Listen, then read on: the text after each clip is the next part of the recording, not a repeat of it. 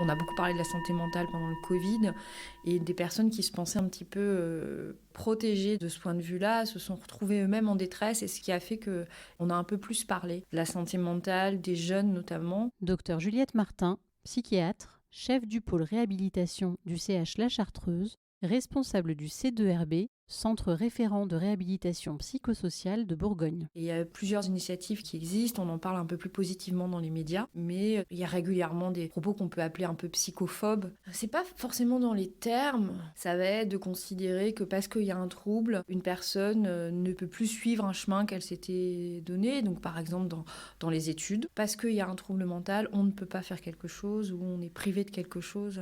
Et ça, c'est quand même des choses qu'on retrouve encore régulièrement.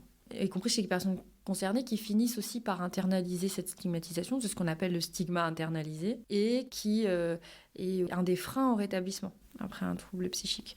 Parce qu'on peut avoir des symptômes qui persistent et être rétablis, c'est plutôt le rétablissement fonctionnel, c'est-à-dire que la personne ait un chemin de vie qui lui plaît, et en fait c'est très personnel le rétablissement, parce qu'on n'a pas tous la même notion de ce qu'est une qualité de vie, et ça c'est un truc qu'il ne faut pas oublier. C'est-à-dire qu'une qualité de vie, elle n'est pas la même pour tout le monde, et on peut avoir certains symptômes, être tout à fait rétabli et avoir une qualité de vie très chouette. Je trouve que la psychiatrie actuellement elle évolue beaucoup.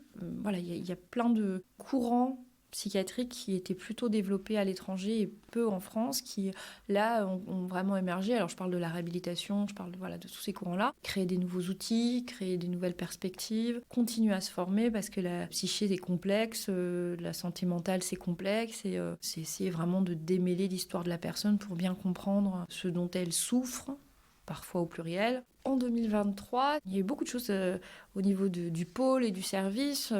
La création et l'extension de la plateforme de diagnostic des troubles du neurodéveloppement de l'adulte, qui nous a pris beaucoup de temps, qui a vu aussi l'arrivée de collègues super chouettes, continue à développer aussi des nouveaux outils de soins.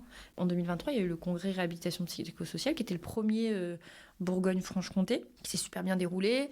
Puis il y a eu aussi la mise en place du DIU, du diplôme interuniversitaire de réhabilitation psychosociale, donc à Dijon, et on a pu avoir enfin nos magnifiques locaux au C2RB pour mettre en place une structure qui soit le plus accueillante, déstigmatisante et inclusive, qui fait un peu oublier qu'on est au sein de l'hôpital.